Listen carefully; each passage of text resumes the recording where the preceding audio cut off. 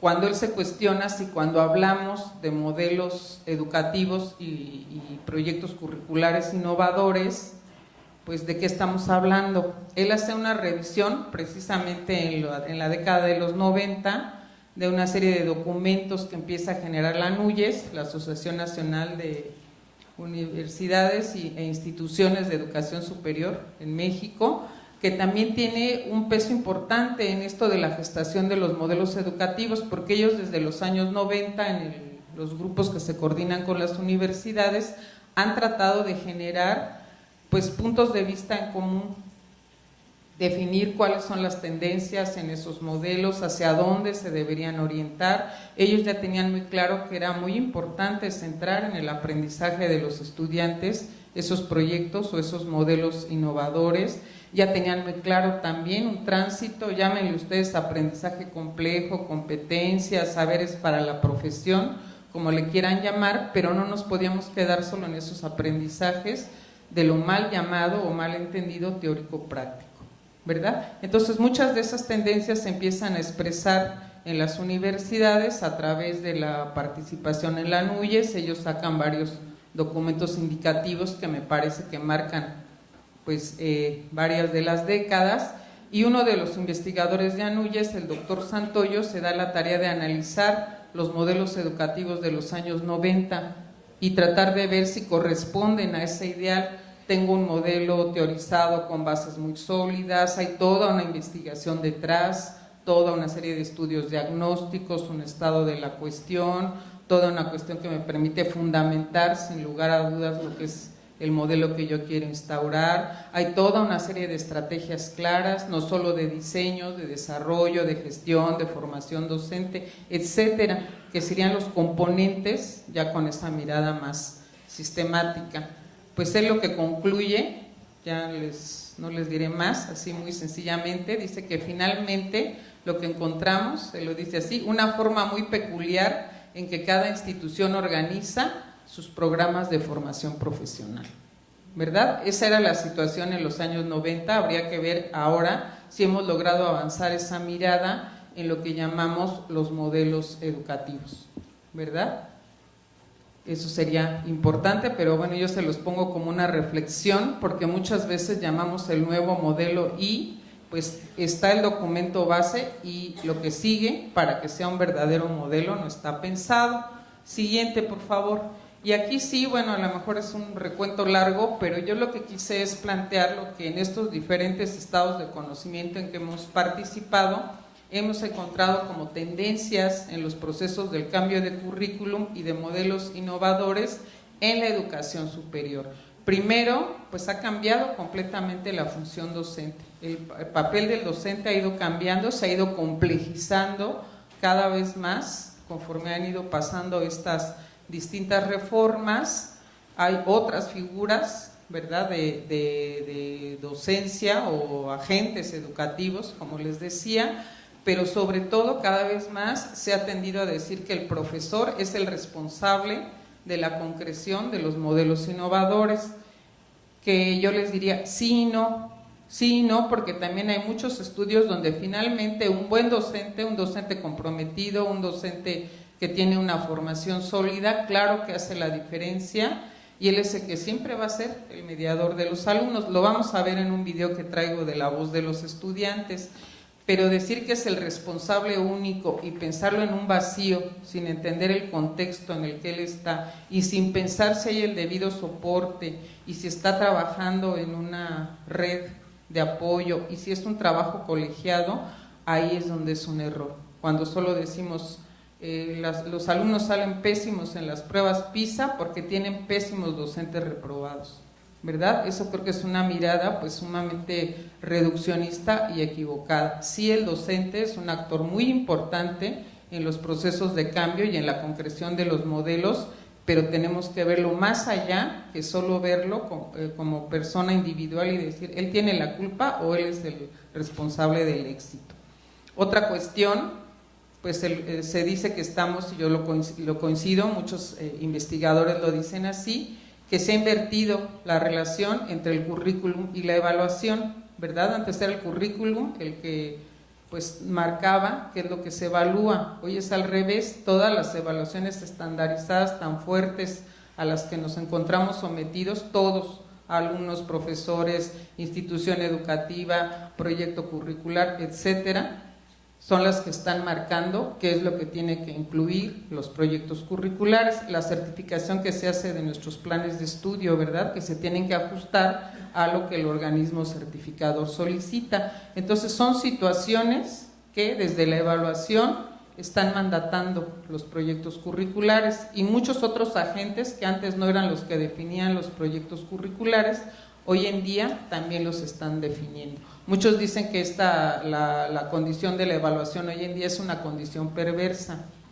¿verdad? En ese sentido, que sea antes lo importante era decir, bueno, ¿qué vamos a educar? ¿Para qué? ¿Para quién? ¿Con qué metas? ¿Con qué visiones a la sociedad? Y ahí lo importante es, ¿qué voy a evaluar? Pues en función de lo que voy a evaluar, ¿qué voy a enseñar? Y eso tiene una expresión muy clara también en las aulas, porque pues los maestros angustiados por educar a los niños, es la educación básica, para que pasen la prueba X, y nosotros a nivel superior y los alumnos pues también angustiados por el tipo de evaluaciones que hay que resolver.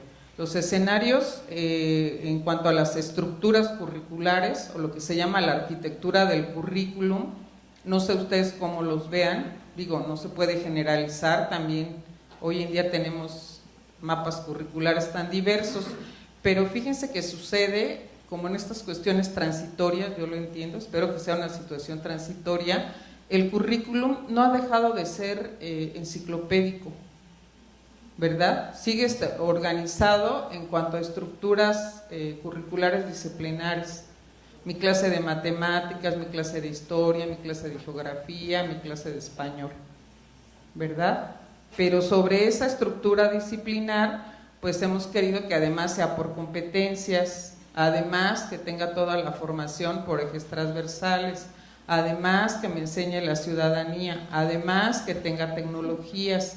Hay autores, bueno, mis colegas de ciencias, que siempre se encuentran la metáfora biologicista que dice las cosas, dicen que lo que tenemos son currículums o estructuras curriculares con injertadas.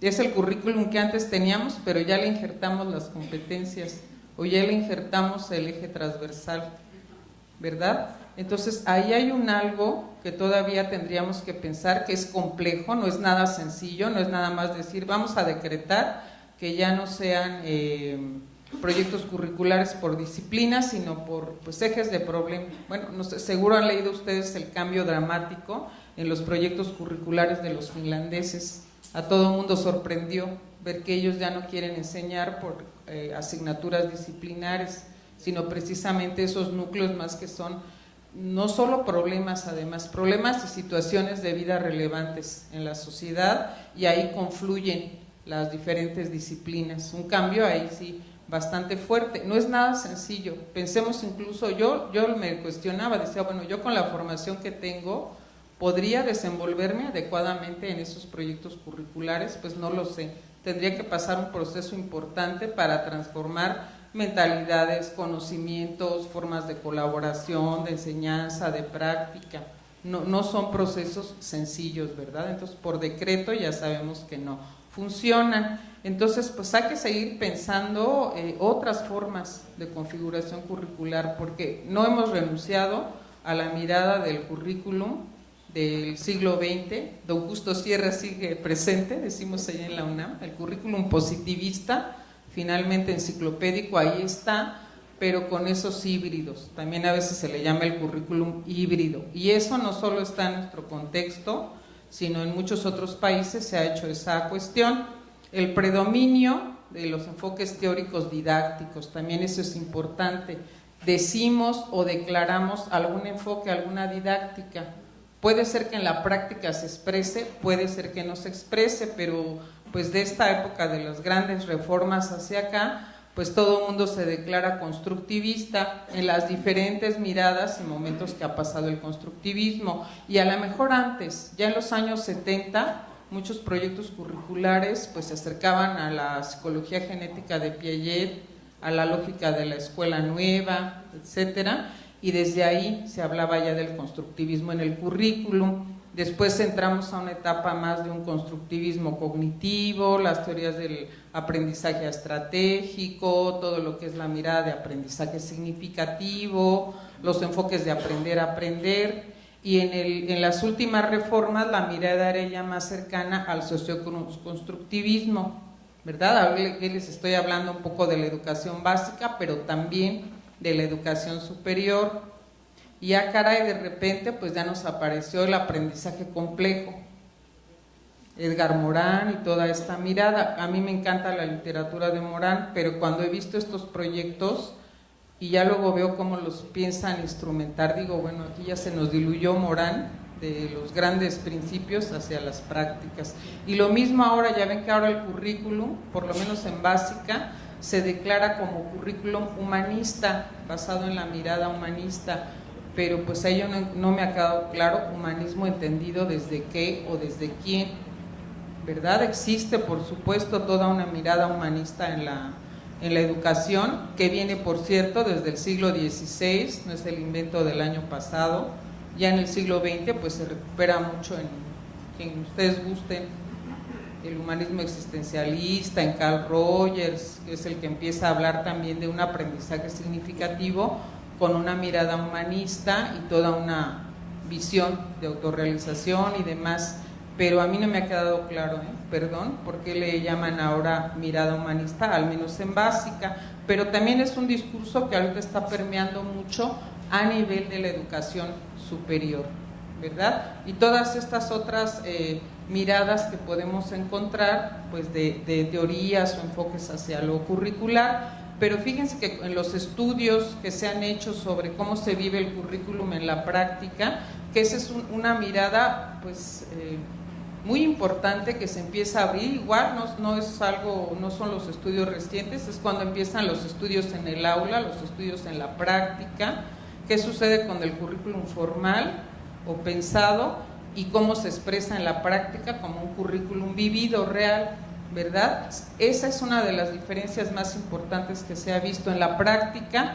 Muchos de estos modelos que se detentan como constructivistas por competencias, en la práctica siguen siendo miradas pues más bien conductuales y de enseñanza magisterial, ¿verdad? Te digo que soy constructivista, pero la práctica, cuando se observa, se filma, se analiza, no ha logrado dar ese cambio o está en un proceso de tensión, de cambio, de contrastación, ¿verdad?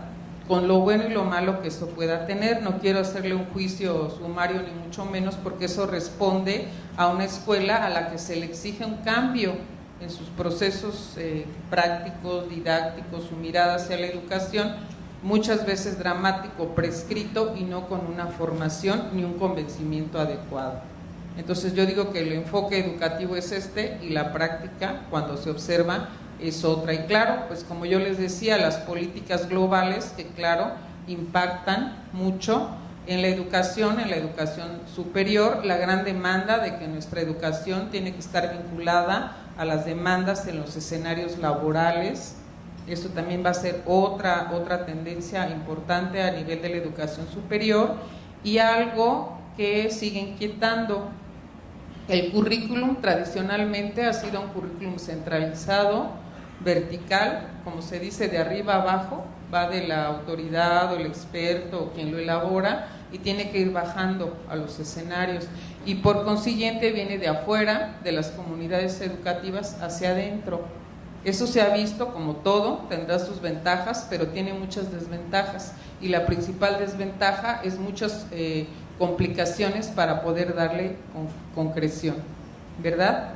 La idea del docente, hay una investigación muy interesante en Argentina sobre el papel del docente ante el currículum, ahorita que estamos hablando de práctica docente, ¿verdad? Y el papel del docente ante el currículum en varios países, ella habla de Argentina, pero de otros países, es el de lector. Mi formación para el proyecto educativo curricular es: me hago lector de los documentos base y el sistema educativo espera que con eso transforme mi práctica, ¿verdad? Eso es algo que hay que pensar muchas veces, y ahí estamos viendo que no hay buenos procesos de gestión, ¿verdad? Falta también de pues entender los cambios sistémicos que se requieren en la institución y bueno, pues ver también que se están generando muchas brechas. Yo en particular, ahora que trabajo los temas de tecnologías en la educación, sí que veo que hay una brecha digital importante en nuestros contextos educativos, o a mí en lo que me ha tocado explorar, pues no hay equidad en la forma en que se están utilizando las tecnologías. En muchos escenarios pues simplemente no hay, ¿verdad? Se nos dice que tenemos que entrar a esa educación mediada por tecnologías con sistemas altamente sofisticados, muy potentes y tal, y pues yo encuentro que por lo general en los escenarios educativos básicos y superiores uno entra a las aulas y en las aulas no hay conectividad. Para poder trabajar con tecnología me tengo que ir a algún salón especial, al aula de cómputo, etcétera, sí hay. Ahorita en un proyecto que tenemos en secundaria, no se pueden imaginar lo que ha sido poder trabajar con los chicos con la mediación de la tecnología, ¿verdad? Porque pues no hay, simplemente, y cuando hay, lo que no hay es una formación para los usos didácticos adecuados. Entonces yo ahí veo una agenda pendiente terrible. Ya me dice Elisa que se está acabando el tiempo, entonces les enseño una lámina y cerramos con un video que creo que va a representar mucho de lo que les he querido compartir. La siguiente lámina, por favor, nada más. Aquí yo lo que les quería hacer pensar, pues es la exigencia hacia la profesión docente, porque van a ustedes a estar trabajando, me parece, en torno a lo que es la práctica docente. De nuevo, esta idea que el docente va a ser el responsable de concretar el proyecto curricular, y les insisto, sí que es cierto, en muchos estudios de cambio sistémico se ve la importancia del papel del docente, su liderazgo, su formación, a veces con condiciones que no son las mejores, saca adelante experiencias educativas sumamente interesantes, pero tampoco puede vivir en contextos de tan poco soporte. Y tres de las demandas más grandes que se hacen al docente, que pueden ser las que lo tensen más finalmente, las que le generen más conflicto, pues enseñar por competencias. Eso es un giro completo, es un cambio epistemológico importante, un cambio en todo lo que es la mirada didáctica del profesor. Eso tiene que atenderse de fondo, porque es un giro enorme, llámenle como ustedes quieran, en el contrato didáctico, en mi epistemología de la práctica, en lo que quieran, pero sí es un cambio grande para los docentes enseñar a aprender por competencias. La idea de que hay que, en educación superior, nuestro papel principal es formar a los alumnos para que sean competentes en solucionar problemas propios de la profesión en escenarios reales. Muchos docentes han sido catedráticos de 20, 30 años, su labor ha sido ser docente universitario y no tienen una práctica profesional plena, ¿verdad? No han estado afuera, sino han estado adentro. Entonces esa es una demanda muy grande que también tensa muchísimo a los profesores. Y por supuesto toda esta idea de que hay que enseñar por metodologías de indagación y cambiar nuestras formas de evaluación. Aunque ahí les diré que todavía parece que es más viable el cambio de las metodologías de indagación, que es aprender por proyectos, por casos, en escenarios reales, etcétera. Esas son las metodologías de indagación. Todo lo que, bueno, por ejemplo, yo les llamo la mirada de enseñanza situada, otros le llaman de otra forma, pero es básicamente esos enfoques que son los que van a permitir expresar las otras dos cuestiones que les comento. Pero cambiar la evaluación, caray, es lo más complejo, ¿eh? El cambio de nuestra forma de evaluar es bastante complicado. Lo acabo de ver ahorita en una tesis de doctorado de una chica que se va a graduar, y eso encuentra con los maestros que analizan. Qué difícil replantear la idea de la evaluación, ¿verdad? Y bueno, pues aquí les pongo otras exigencias, súmenlas ustedes a todas las que les hacen. Enseñar aprendizaje complejo, competencias profesionales, formar en escenarios reales, convertirse en tutores, en supervisores.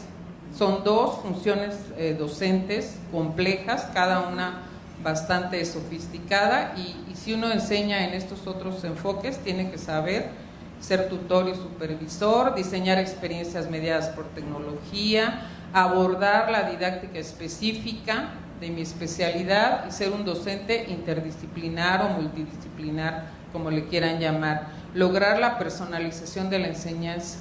Esa es otra tendencia muy importante, porque pues tengo que ajustar mi docencia a intereses, estilos y motivaciones de los alumnos, ajustarme a la diversidad. La palabra diversidad, que creo que es muy importante, también nos representa un reto. Hemos sido enseñados para educar estandarizadamente y ahora nos piden diversidad. Formas de relación y colaboración es otra cosa que nosotros tenemos que saber y que tenemos que enseñar. La participación en comunidades, el trabajo de la identidad, ¿verdad?, de la persona, la formación en valores, la ética de la profesión y bueno, añádanle lo que quieran. Como ya el tiempo se termina, lo que me gustaría es pasarles, ya no me va a dar tiempo todo lo demás de lo que les traía, pero si cerramos la presentación y como un cierre nos vamos a un video que les traje de un proyecto que yo generé con alumnos en la carrera, alumnos que estaban viviendo precisamente pues el cambio del proyecto curricular en la facultad, el nuevo modelo educativo de la facultad, que tenía todo esto que estamos viendo, por competencias, más escenarios reales, etcétera, etcétera, centrado en el alumno y tal. Y aquí en una materia que yo doy, que es desarrollo curricular, pues lo que le pedí a los alumnos es estos relatos digitales, donde el alumno, es un estudio de actores del currículum, hace una narrativa de cómo está viviendo el proyecto curricular. Apareció el currículum nulo, apareció, o sea, el currículum de lo que yo quería saber y nadie me enseña, o de lo que se enseña muy superficial, o de lo que es central y nunca aparece, o de lo que dice el proyecto curricular y en la práctica no se expresa, ¿verdad? Aparece pues todo lo que es el currículum oculto, el etos de la institución, lo mencionaron cuando íbamos a estar en el inicio, ¿verdad? Eso fue importante y pues esta gran distancia muchas veces entre el currículum formal y el currículum vivido. Pero si ustedes me preguntan lo que más apareció entre todos los videos que generaron los chicos, la mediación del profesor sigue siendo sumamente importante. Uno pensaría que un chico a nivel superior pues ya está tan dotado de habilidades para el autoestudio, que ya el docente pues es el facilitador que le llaman, y pues miren que no, creo que no. Vamos a ver el video, se llama, cada alumno escribía su narrativa con mucha libertad, pero después la tenía que explicar en términos de los procesos curriculares y tenía que decir cómo le temen a la innovación. Lugar, Facultad de Psicología. Sí, la que figura en el número 1 de los múltiples rankings para estudiar dicha carrera, la número 1 en investigación, la primera opción, en la que piensan los reclutadores cuando desean encontrar un buen psicólogo, o al menos eso quiero creer. Dicha institución tiene una planta docente de primera calidad. Los investigadores más influyentes en el campo de la psicología están aquí, dando clases, o debería decir cátedra. ¿Qué podríamos esperar de una institución de ese calibre?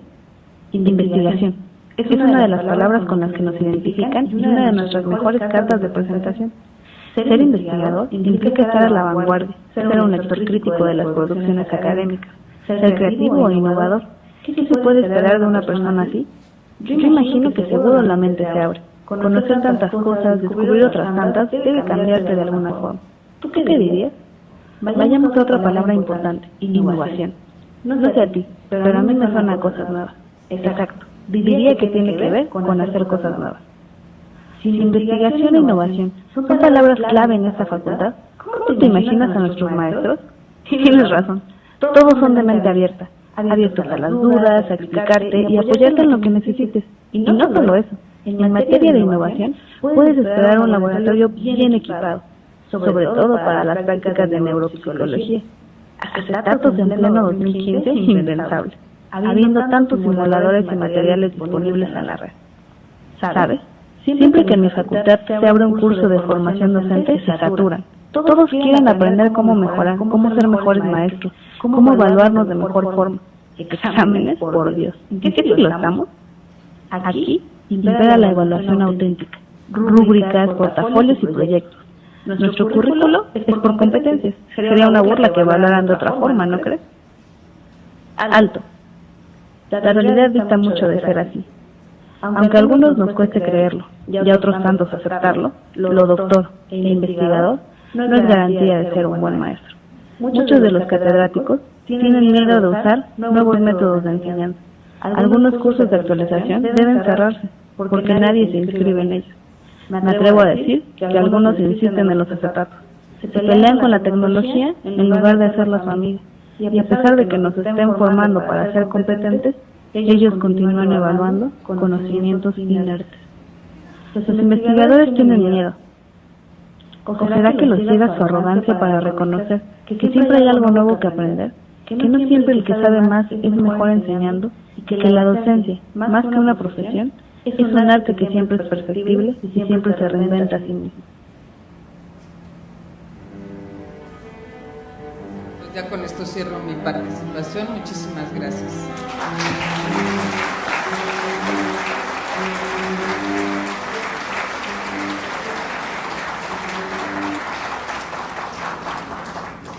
Muchas gracias, Frida. Estamos muy apenados con ella porque es la segunda vez que nos pasa, que el tiempo no es suficiente. Entonces, les daríamos pauta para 2 preguntas del público, solamente 2, si son tan amables de ser concretos para que pueda ella dar respuesta. Si son tan amables, 2 preguntas. ¿Sí? Por favor.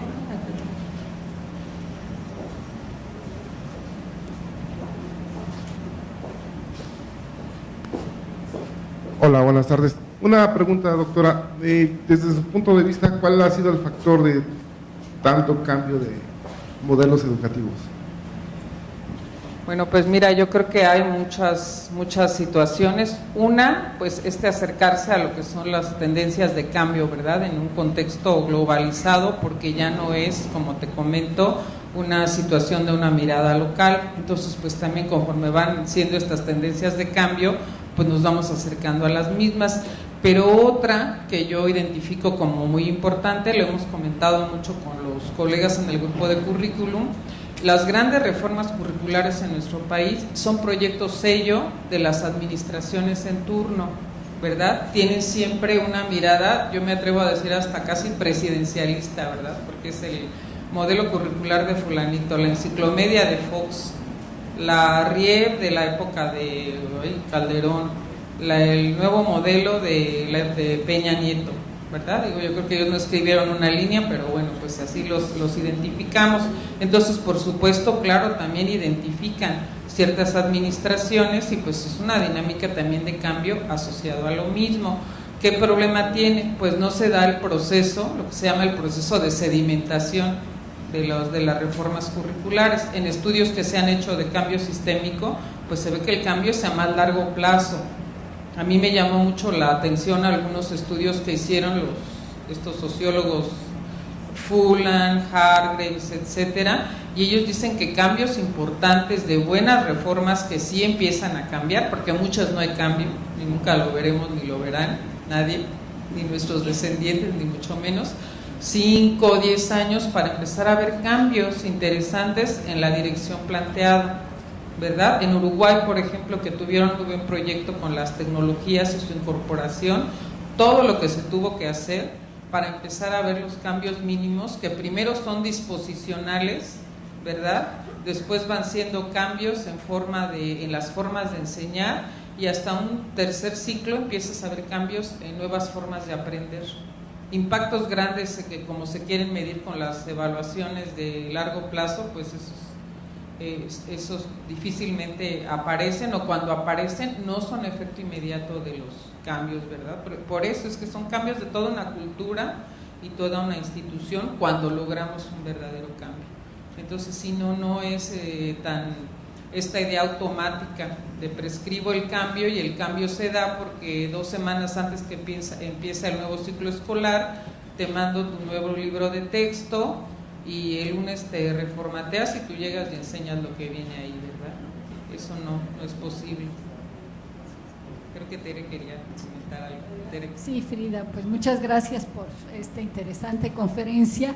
Voy a hacerte una pregunta a nombre de Benjamín Bató, que tengo aquí junto, porque sí. dice que no habla suficiente español. Yo digo que sí. No, ni yo hablo francés, entonces aquí Tere es la intermediaria. Él decía, bueno, no se ve, no se alcanza todavía, seguramente nos dirías después, si tu conferencia pudiera terminarse, nos dirías cómo hacer los cambios. Sí. Yo te preguntaría, así como se han identificado tendencias prescriptivas, claro, en el currículum, seguramente se han identificado tendencias en buenas prácticas, claro, o en estrategias institucionales. ¿Podrías mencionarnos algunas? Efectivamente, eso es lo que faltó en la última parte, que era la segunda parte del proyecto, que yo le puse incluso algo así como, y sin embargo se mueve, ¿verdad? Porque claro, lo que también se ha querido documentar al ver esta situación de los cambios en las grandes reformas, bueno, entonces no hay buenas prácticas, sí hay buenas prácticas, también esa es otra línea de estudios curriculares muy importante, donde hay buenas prácticas y se han encontrado en los contextos que ustedes se imaginen. También se ha encontrado que no el contexto más dotado de infraestructura es el que genera una mejor práctica educativa, ¿verdad? Paradójicamente, no necesariamente. Son contextos donde tiene que haber una comunidad educativa activa, donde la práctica tiene que responder a necesidades e intereses de la comunidad, donde la comunidad se apropia, ¿verdad? Digamos, de la gestión del proyecto y donde pues están convencidos los profesores, los estudiantes, y hay liderazgo y la gestión de la institución, llámese directivo, coordinador o como sea, apoya y no está en la dirección contraria de bloquear el proyecto, ¿verdad? Claro, tiene que haber siempre un mínimo de infraestructura para que este salga adelante. Entonces hay proyectos sensacionales donde te puedas imaginar, muchos. De hecho hay un libro, yo se los recomiendo mucho, que sacó CEPAL, que editó Guillermo Zunkel, que es investigador de la CEPAL, y se llama, este es un ejemplo, se llama Buenas prácticas educativas con tecnología en América Latina, y recoge una práctica casi de cada uno de nuestros países.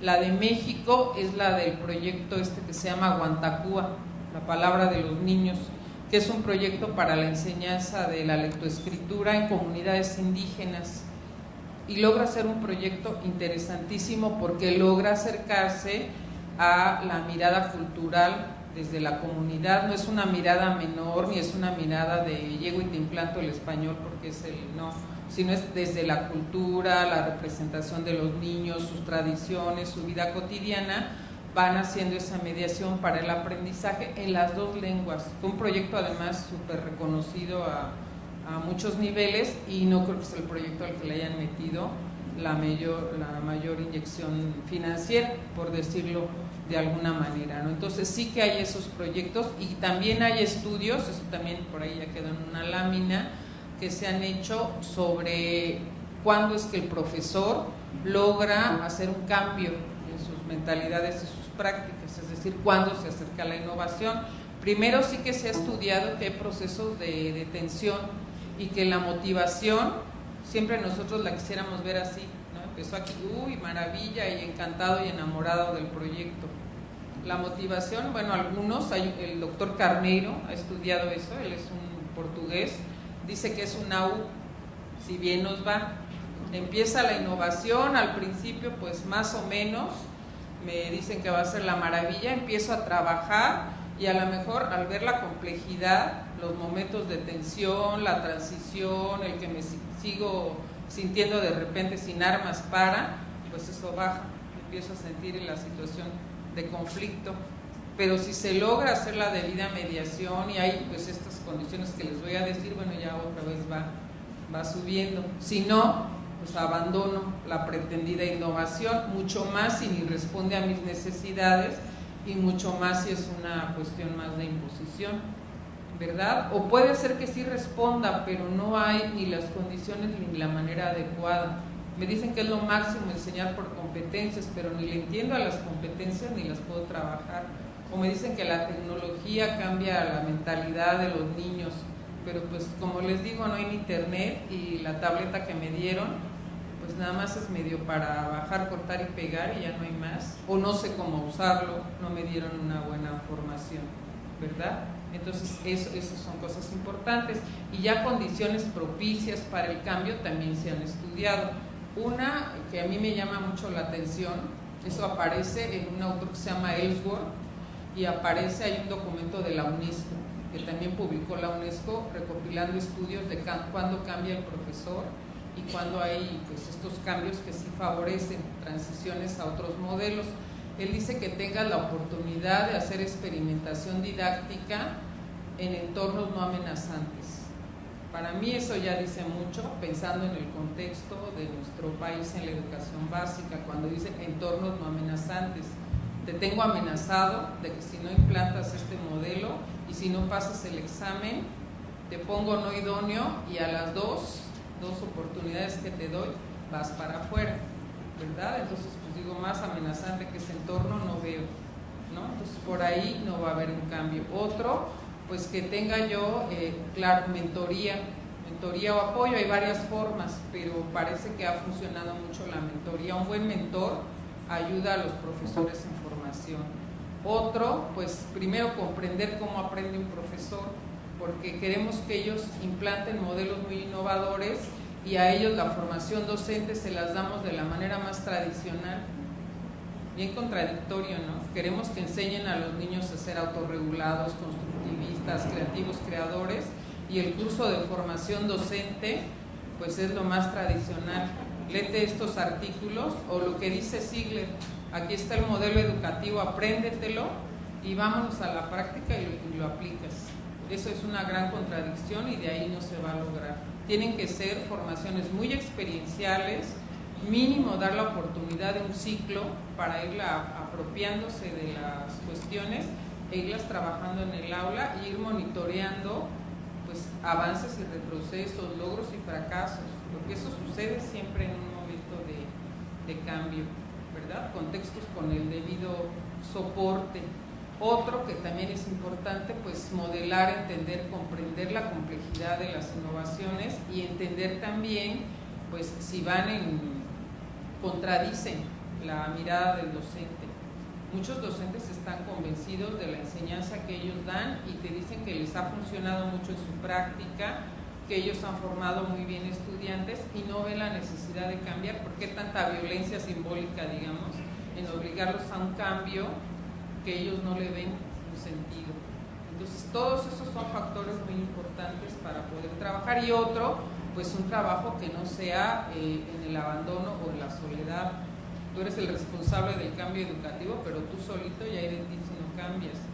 Trabajo en redes, con la colectividad, con un grupo que discute, con condiciones para ir generando proyectos que se desprendan de los grandes modelos o de las grandes prescripciones curriculares, porque de ahí tú tienes que llegar a los niveles de concreción en tu espacio de aula, y ese trabajo que es ya más fino, más de pues plantear ya situaciones didácticas, no aplicación de currículum, ese es un trabajo también importante. Entonces sí hay también muchos estudios que nos dicen el qué hacer y el qué no hacer. Pienso también en José María, ¿te acuerdas un artículo que sacó? Las 10 cosas que usted puede hacer si quiere que fracase su proyecto curricular. Véanlo si quieren así, se lo sugerimos para que vean las 10 cosas que pueden hacer para que fracase su proyecto curricular, y van pues mucho en esta dirección. Gracias por preguntar, porque así ya completé la plática. Muchas gracias. Muchas gracias, Frida. Vamos a despedirla entregándole su constancia.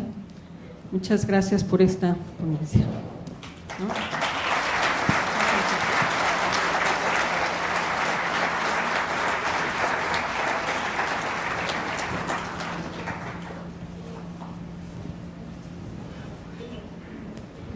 Presente de libros publicados en esta institución. Muchas gracias, Frida.